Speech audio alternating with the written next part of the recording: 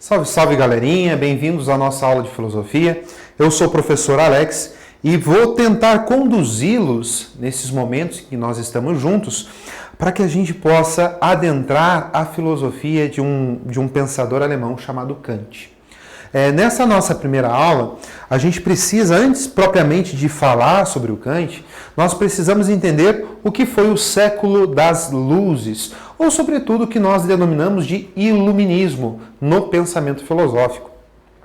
Do contrário, seria um pouco complicado a gente entrar no pensamento de Kant sem entender e compreender o mundo em que ele vivia, as ideias que estavam à volta dele nesse tempo. Tá? Então, o iluminismo é esse tempo que surge logo após a Idade Média, e que propõe novas ideias, novas teorias, e a gente consegue fazer uma associação com a teoria da alegoria, ou a teoria da caverna de Platão. Podemos juntar essas duas compreensões. Se você não sabe o que é a alegoria da caverna de Platão, eu vou contar de modo bem resumido, mas estudá-la se torna um ponto importante para a filosofia. É um elemento, é uma alegoria, é um mito super importante para o pensamento filosófico, onde a gente precisa compreender e estudar um pouquinho melhor. Imagina 3 pessoas que foram aprisionadas em uma caverna e durante toda a sua vida elas puderam olhar apenas para as paredes. Atrás dessas 3 pessoas passa uma grande muralha de pedras, aonde todos os dias passam pessoas por ali, animais, ou seja, e eles começam a ver na caverna, nas paredes da caverna, as sombras das coisas que passavam lá fora. Ou seja, eles, em vez de ver o animal propriamente dito, eles simplesmente conheciam a sombra do cavalo, do boi. Em vez de ver, de repente, ou conhecer um homem, uma mulher, eles viam apenas a sombra daquele homem, daquela mulher refletida na parede. E essa é a vida desses 3 personagens, que passaram todo o tempo de sua existência olhando apenas para as sombras. Lembra que a gente está falando de uma teoria, um mito, uma alegoria? Então convém que a gente possa mergulhar nesse mundo fantasioso, nesse mundo mitológico. Pois bem, imagine por sua vez que um desses 3 prisioneiros, um desses 3 personagens, consegue se libertar e sai da sua caverna. E quando ele chega fora da caverna, ele percebe que o mundo não é da forma como eles sempre pensaram. Imagina que quando ele sai, o sol é tão forte que ele não consegue enxergar quase nada no momento. Mas na medida em que os olhos dele vão se acostumando, vão se habituando à luz, ele vai tendo consciência daquilo que está à sua volta. E consegue perceber que ele viveu no erro a vida toda.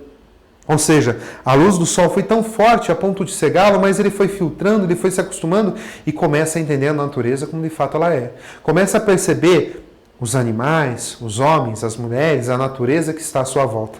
Isso é fundamental e é um pensamento interessante para a perspectiva iluminista. Porque a perspectiva iluminista ela vem justamente trazer à tona essa saída do que eles denominavam Idade das Trevas, essa saída da escuridão da Idade Média. É por isso que se trata de iluminismo. Vai fazer referência a esse conhecimento, essa luz que provém de um pensamento. Tá? Então, o iluminismo vai estar ali entre os séculos XVIII e XIX. E o que vai ser à tona? A razão vai começar a ganhar um status maior. A fé, nesse momento, começa a ser colocada de lado. A fé começa a ser questionada. As religiões começam a sofrer questionamentos, inclusive há mudanças internas. Um exemplo disso é o protestantismo. Ou seja, tudo começa a se modificar. E a razão do ser humano começa a ganhar um status muito maior. É a saída, então, desse período das trevas, que eles dominavam, que é o período do renascentismo, que eles vão atribuir à Idade Média, o período das trevas, e eles vão considerar a saída da ignorância, o abandono dessa ignorância, para entrar num período de luz. Ou seja, se para eles a Idade Média foi um período de ignorância, de abandono da razão, porque só se adotou a fé, nesse momento é a hora de reconhecer a importância do conhecimento. É hora de reconhecer a importância da razão e de não ficar só com respostas míticas, com respostas religiosas, mas é hora do próprio ser humano conhecer por si só a sua verdade.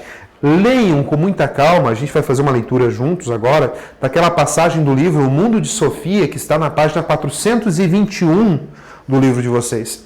E é interessante para que a gente possa entender o período iluminista, mas nós podemos, nesse momento, lermos juntos.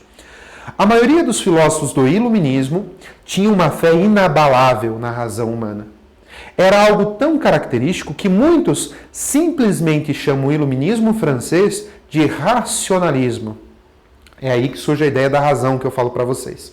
A nova ciência natural havia concluído que a natureza em tudo era racional. Os filósofos iluministas passaram então a tomar como sua tarefa de estabelecer fundamentos para a moral, a religião, a ética que estivessem em consonância com a razão humana. Isso conduziu à doutrina iluminista. Pessoas, o que nós podemos entender nesse momento?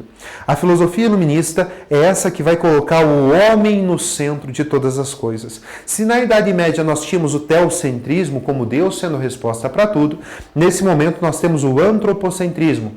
O homem é a resposta. O homem é aquele que consegue chegar na verdade. O homem é aquele que consegue descobrir e desvendar todo o universo.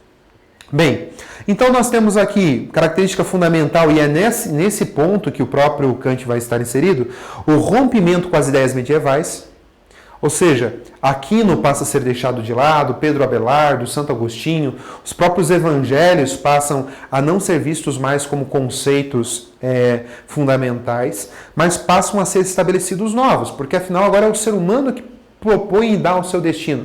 É o ser humano quem vai dizer o que é certo e o que é errado.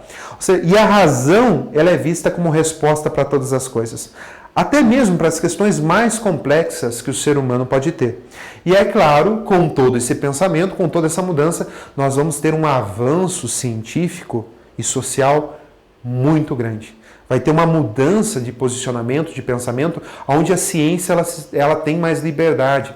O posicionamento científico, o teste, a análise, ela passa a ser vista de modo mais tranquilo.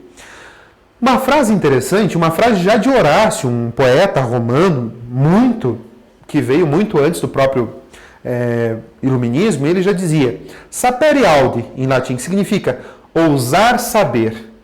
É aí que vai aparecer uma ideia importante para o Kant, a ideia do esclarecimento.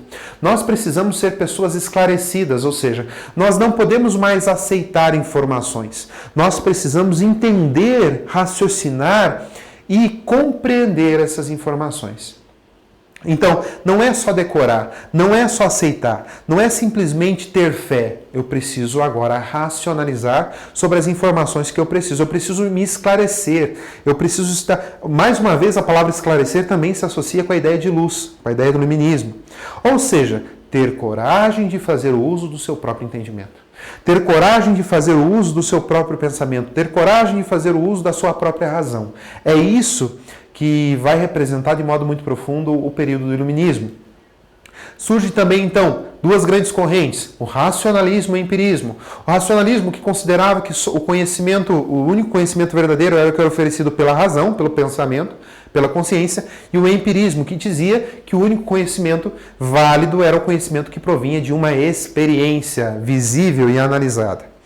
No período do iluminismo, nós temos, então, um desenvolvimento muito grande do conhecimento. Legal que o conhecimento ele passa a ser espalhado, ele passa a ser então levado a outras pessoas. Se até então os únicos que poderiam conhecer, estudar e refletir eram lá os monges, padres, bispos, pessoas que estivessem, teólogos, que estivessem relacionadas à religião, no iluminismo não. No iluminismo eu tenho uma liberdade de conhecimento, as pessoas elas podem conhecer, elas podem entender, elas podem refletir. Ou seja, veja o exemplo da Bíblia na Idade Média. A Bíblia ela vinha em latim, não deveria ser interpretada, não deveria ser questionada, simplesmente aceita. Aqui, no iluminismo, eu tenho o surgimento da primeira enciclopédia. Ou seja, eu tenho 130 intelectuais que se reúnem, montam e constroem uma enciclopédia e espalham esses conhecimentos pelo mundo todo. Ou seja, o conhecimento, a razão, a ciência, ela se torna mais acessível. Busquem conhecer essa enciclopédia do Diderot e do D'Alembert, que vai mostrar para vocês esse primeiro passo profundo, esse primeiro fruto do iluminismo. A capa é fantástica porque traz ali no centro uma figura que representa a sabedoria toda iluminada. Lembra o processo de iluminação lá do Platão, a ideia do esclarecimento. Então vejam vocês que nós temos aí um primeiro passo para que a gente possa refletir. Um primeiro passo para que a gente possa iniciar o nosso processo de conhecimento. Vou deixar para vocês as questões da página 420. Na página 420 eu tenho uma reflexão sobre como agir se eu quero ou se eu devo. Como que eu devo agir? Através daquilo que eu quero ou através daquilo que eu devo fazer?